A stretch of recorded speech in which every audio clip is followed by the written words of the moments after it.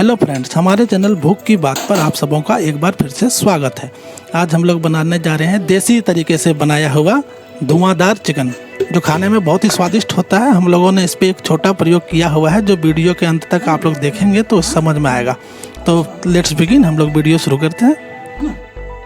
अगर आप हमारे चैनल पर नए हैं तो इसे लाइक करें और सब्सक्राइब करें, साथ ही बेल आइकन को प्रेस करें ताकि हमारे सभी वीडियो के नोटिफिकेशन आप तक पहुंचते रहें।